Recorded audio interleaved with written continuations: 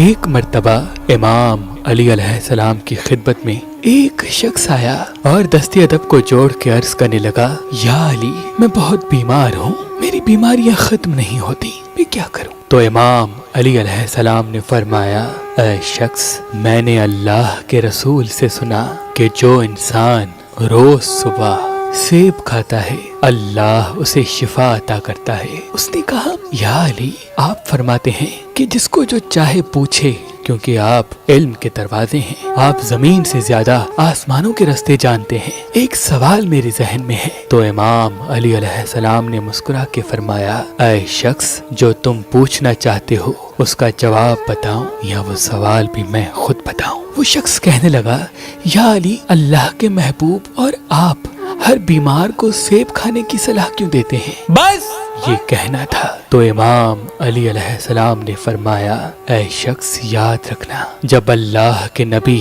آدم علیہ السلام کی توبہ قبول ہوئی اور وہ اپنی بیوی ہوا سے جا ملا تو کچھ ہی دن کے بعد اللہ کے فضل و کرم سے بی بی ہوا کے وجود میں حمل ٹھہرا، لیکن جیسے جیسے بی بی ہوا کہ ماں بننے کے دن قریب آنے لگے، بی بی ہوا بیمار رہنے لگی اور اس کی بیماری کو دیکھ کے اللہ کے نبی آدم پریشان ہونے لگے اور اللہ کی دربار میں ہاتھ بلند کر کے فرمایا، اے اللہ، اس زمین پہ میرے اور میری بیوی کے علاوہ کوئی انسان نہیں، اے میرے اللہ، میری بیوی کو شفا عطا فرما۔ بس آدم کی دعا اللہ کے دربار میں پہنچنی تھی۔ اللہ نے فرشتوں سے کہا کہ جاؤ، جنت سے کچھ سیب لے کے آدم کے پاس پہنچو اور اسے کہو کہ اللہ نے تمہارے مرض کی دوا اس پھل میں بخشی ہے۔ اللہ کے کرم سے بی بی ہوا نے جیسے ہی وہ سیب کھایا وہ شفایاب ہونے لگی، اور یہ بات قائم ہو گئی، جب جب خاندان آدم میں کوئی بیمار ہوتا تھا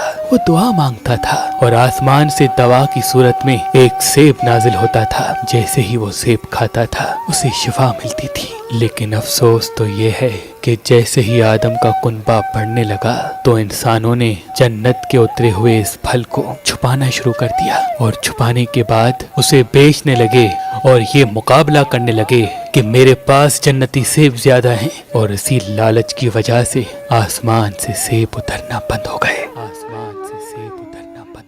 انسان نے جو سب سے پہلے اپنے ہاتھ میں پتھر پہنا وہ فیروزہ ہے، کیونکہ اس پتھر کو رحمت کا پتھر کہتے ہیں۔ اللہ کے کرم سے فیروزہ پتھر پہننے کے بعد انسان کا ہاتھ تنگ نہیں ہوتا اور وہ اللہ کی رحمت کے قریب رہتا ہے۔ تو ابھی ہماری ویب سائٹ مہربانی.com پہ آئیں اور یہ پتھر حاصل کریں۔ آپ اپنا لکی پتھر ہماری اپلیکیشن جو گوگل پلے اسٹور اور آئی فون ایپ اسٹور پہ موجود ہے ان سے بھی حاصل کر سکتے ہیں۔ مزید معلومات کے لیے ہمارے نمبر پہ کال کریں۔ اللہ آپ کو سلامت رکھے، اللہ آپ کو سلامت رکھے۔